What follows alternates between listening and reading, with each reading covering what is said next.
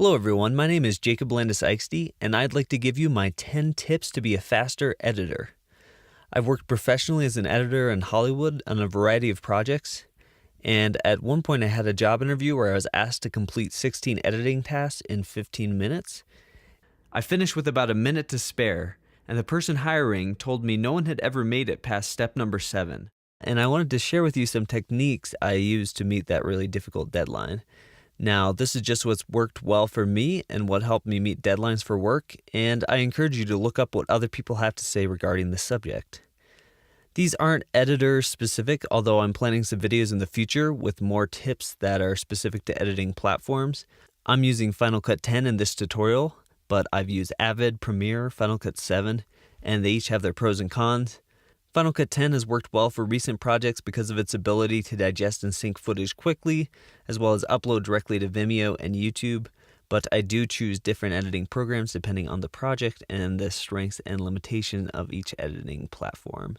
So let's get going. Tip number 1, when I have a really tough deadline, the most important thing to do is have a good game plan before I start. Taking a couple minutes to think about the best order to get your work done really makes it so you're following steps you've laid out in your mind rather than making it up as you go. If you have to transcode clips, transcode the ones you can do the most with first so you can begin organizing and editing those while the rest of the clips are transcoding. If you need to do any graphics work or work in any other program, try to work on that when you're rendering your clips in your editor so two things are happening at once. And if I have multiple things I need to upload online, I get the first one edited and uploading as quickly as possible, so I'm working on other projects while that one is uploading. You want to minimize your time twiddling your thumbs and waiting for a render or upload. The second tip is to organize your footage both on your hard drive and in the editing program.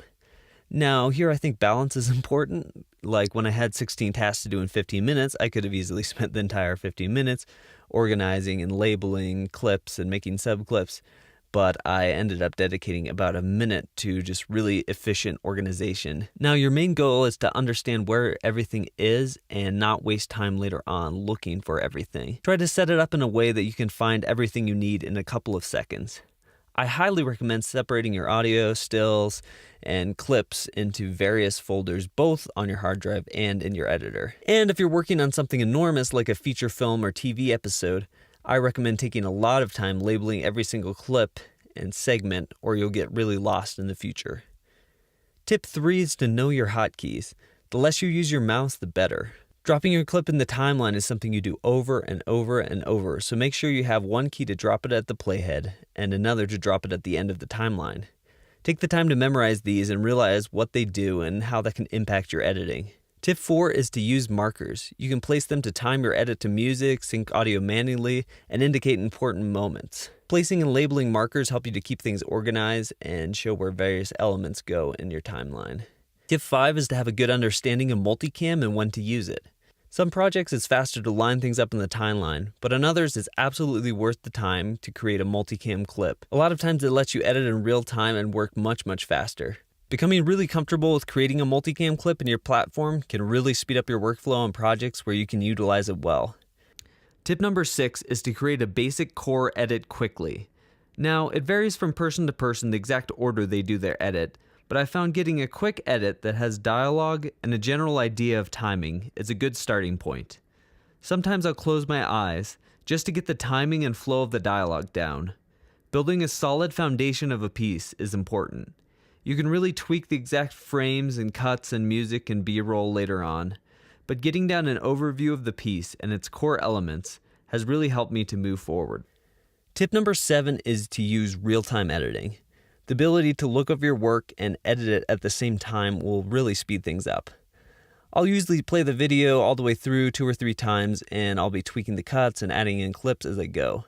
It's really helpful to get a feel for the edit, but you can also be analyzing what needs to be added and what's missing, and you can be changing things as you're going. Inserting clips, tweaking audio levels, and changing where clips stop and start. I can usually get the edit 80 to 90% of the way there just using this method and do my fine-tuning at the end. Tip number 8 is to take a break. This may seem counterintuitive, but research has shown you're actually more effective if you take some breaks every hour or so.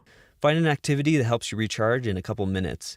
If you're watching an edit over and over and over and making tweaks, stepping away can actually help you come back with a fresh pair of eyes. And sometimes I can even get tired of a specific task or program that's becoming repetitive, and I'll switch over to another task just for a few minutes to recharge.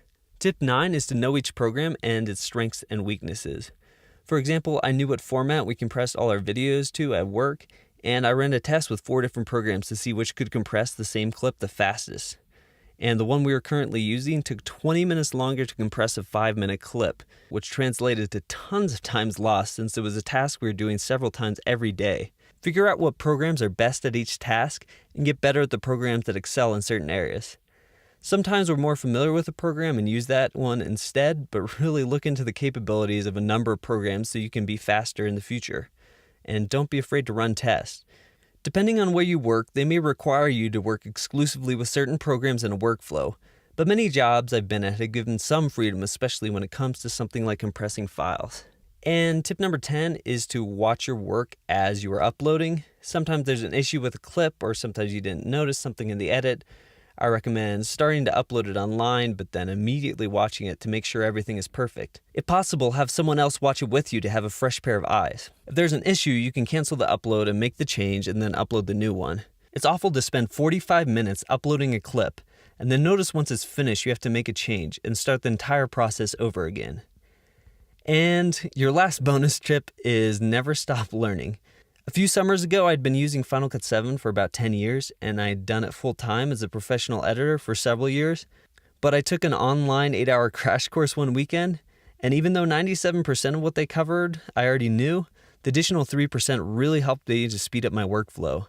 I also recommend having others talk to you about their work and their tips. Sometimes I'll even take a short project and edit it 3 to 4 times with different workflows to try to figure out which one is the most efficient.